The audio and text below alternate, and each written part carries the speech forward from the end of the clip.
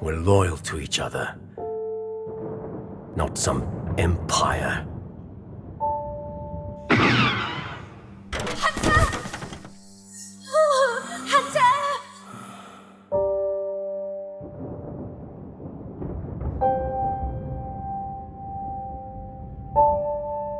You weren't loyal to me.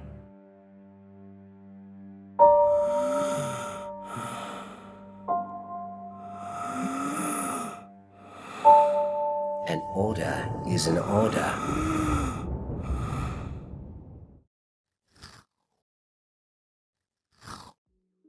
How's it going, everyone? Jonathan here with Boston Collectors. Today's unboxing is dedicated to Crosshair as seen in Season 1 of The Bad Batch. Originally, Crosshair was set for a later date. I'm happy we aren't waiting until March of 2024, which was the latest release date back when I pre-ordered. Crosshair's tied as one of my favorite from The Bad Batch, so I'm stoked to have him in the collection. His character development is truly fascinating to me, and I look forward to seeing more screen time in Season 3. Hopefully.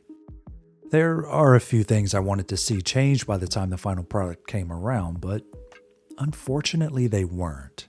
More on that later. With the introduction and the box out of the way, we can go ahead and begin the review. If you like what you see so far, consider subscribing to the channel and like this video to support what we do. Let's move on to the accessories.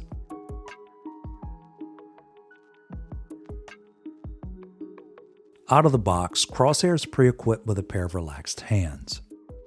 He was given a thermal detonator and a magnetic thermal detonator as well, although it isn't truly magnetic for us. Next, we have a left pointing gesture, as seen previously through multiple clones. Speaking of previously seen hands, we have another gesture utilizing two fingers for the left hand. For the right, we also have more of an open palm gesture for command. And as a side note, check the package with the extra joints. The toothpicks will be hiding there. As for the second set of hands, Crosshair was given trigger hands you'll see used throughout this segment. Putting these gestures to the test, we have the included DC-17 blaster. It's your standard issued pistol, so there isn't anything new here that we haven't seen before. If he isn't using it in your display, you can have it holstered on his left side. As for his customized 7.73 Fire Puncher rifle, this is where the figure begins to shine. There are quite a few ways to customize it for display, but Hot Toys only shared 3 official ways to modify it. Out of the box, it's configured in a standard rifle format without the scope attached. This is the best way to slot it into the backpack, which is magnetized to Crosshair's back. The padding inside isn't for a friction fit, but to keep the weapon from further damage when securing it in place. Speaking of which, to secure it into his backpack, it simply magnetizes in. This setup does add a bit of weight to him, so you'll have to adjust your pose to accommodate it. When the standard configuration is stowed away, the height really isn't adjusted, so you're safe. Back to the Fire Puncher rifle though. It reminded me of Jyn Erso's A180 blaster in terms of how modular it is, but easier to configure. First, we'll remove the ammo cartridge. Next, we can reveal the insert for the scope. And finally, the muzzle. This piece is kind of loose on my copy of Crosshair, unless it's common. Anyway, we can begin to configure a slight variation to Mode A specified by Hot Toys. The scope simply slot into the keys indicated beneath the piece. Next, we can attach the heavier ammo cartridge. And finally, the wider muzzle.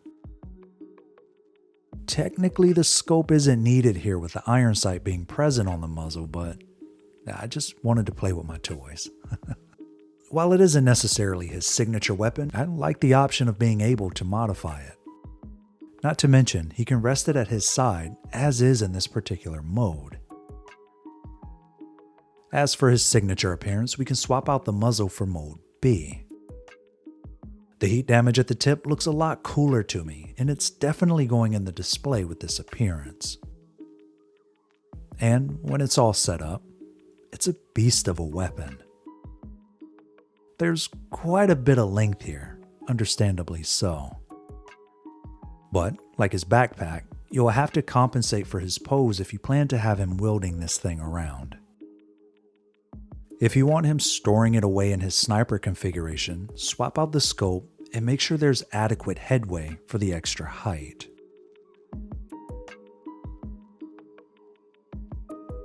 And lastly, we have the base featuring the tinfoil nameplate. There isn't much to say here, it's rather standard. We do have a textured sticker to cover up the top of the base featuring the Bad Batch typography and Crosshair's helmet, but it doesn't do anything for me personally. Since he isn't exactly flying around, Hot Toys included a crotch grabber to keep him balanced on the display base. With the accessories out of the way, find a pose with your favorite figures and you're all set. Because I love Crosshair's character so much, I have too. Subscribe and stay tuned for my room tour later this year to see how I decided to pose them both.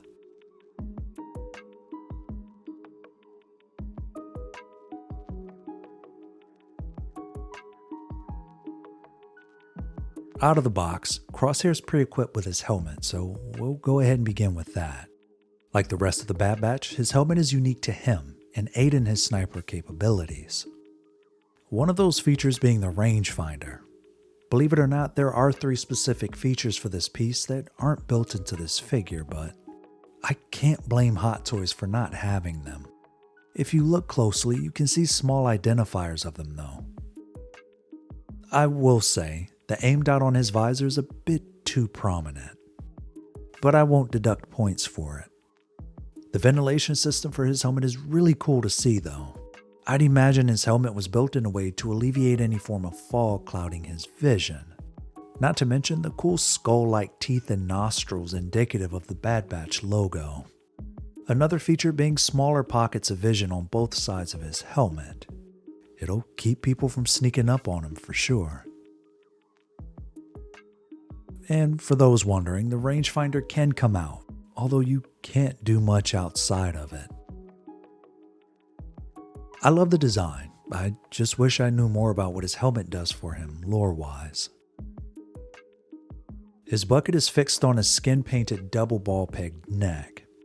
They even went so far as to add slight stubble here as well.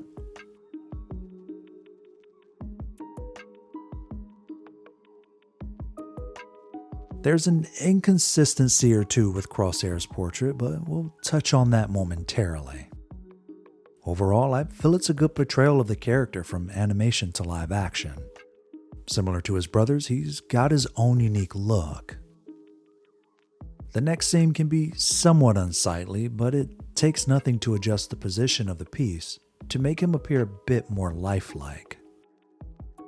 I like that the facial structure and age lines are all unique to Crosshair without appearing as an obvious template from one of the previous Bad Batchers. For the main inconsistency, it's Crosshair's tattoo. It isn't supposed to be a scar. Similar to Hunter, again, it's supposed to be a tattoo. I do like that they added a crown on top of his head though. I don't think I've seen this in any of my previous pieces. The stubble on the portrait is a bit more prominent than what I've seen previously, and I like the added texture with some of it being more noticeable than the rest. The toothpick can be slotted into the corner of his mouth, which I don't find to be noticeable personally. I still think it would have added to his badass look if it were more of a frown to his mouth versus a neutral expression myself, but it's a cool addition regardless. With what we have, you know who this is supposed to be, and that point was executed well. My minor gripes with it are smaller decisions that go outside of Hot Toys' neutral expression, which isn't fair to judge against. Well, the scar is one strike though. However, Hunter and Echo appear to have a deeper frown than a character who frowned the most. As mentioned earlier, Crosshair is obviously a clone. there will always be a resemblance, even if it's skewed. Simply taking into account their facial structure, you can see that between the three of them here.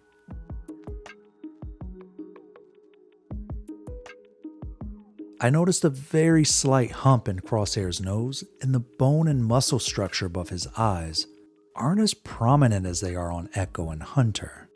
That, combined with the semi-squinted tugs in the corner of the eyes, it makes Crosshair appear a lot more neutral. Take these slides for example. In Crosshair's defense, the headband on Hunter could be bringing his features lower, presenting more of a frown. But on Echo, he doesn't have a headband adjusting his features, so we can't say the same for him in terms of frowning. Long story short, I just wish Crosshair looked a bit meaner than the rest of them.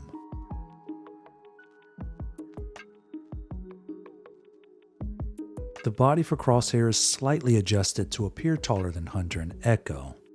Other than that, it's your average clone body by way of articulation. He can pull off some of everything, including wider stances, although you may want to be careful without support. Anyway, Crosshair's concept took a lot of pointers from Hunter's design, although they modified their armor to fit their specific needs on the battlefield. Even under closer comparisons between the two, Hot Toys didn't just regurgitate Hunter's weathering to make life easier.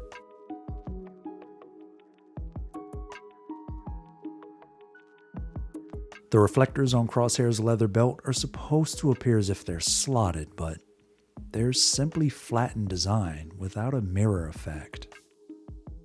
As mentioned in the last clip, his bandolier and belt are made of leather. This was mentioned back when Hot Toys announced the figure, by the way. As for the rifle chest padding, it feels a bit oversized, but we'll show that in a moment. I wish it were downscaled just a bit. But it can get a bit annoying if you aren't trying to bend the padding to pose him from the right. That's where having it as genuine leather come into play. If you're one to pose him often, bending it shouldn't be that much of a problem, but maybe annoying sometimes. The padding is magnetized to his chest, so you can't exactly move it from this location. Or for you customizers out there, you could replace it with an ammo pouch. On the back, the leather is secured by a suspender, which allow for freedom in terms of posing. To limit restriction on the backpack, there's a cutout to go around the pieces on his back when attached. As for the attachment on his left shoulder for shooting crossbody, exercise extreme caution here while posing. Other than that, Crosshair's got everything that you could want in a clone body. You just require a bit more attention to his posing if you're wielding his sniper. I'd suggest keeping his backpack on in order to counterbalance him, if you choose to. This was one of my most anticipated figures of the year. While I had hoped for a few minor adjustments, I can't say that I'm upset with this release. For one, I'd have liked his scar corrected to a tattoo. Also, the reflector discs on his hip stocked and painted with a mirror appearance. And lastly, more of a scowl to his sour persona to really sell his mean-ass demeanor. I won't even bring up the hand selection at this point. And just because of the minor adjustments that I would have liked with the figure, it doesn't mean that I'm being negative. Our criticism of the piece isn't intended to come off that way. But like all art, it's subjective and my thoughts are my own. Outside of that, I'm happy to have him, and he does look great in the display next to his brothers. With that said, I'm giving him an 8 out of 10. If you enjoyed the review, like this video and subscribe for more. This is Jonathan with Boston Collectors, and as always, it doesn't matter what we rate the figure. If you like it, we love it. Take it easy.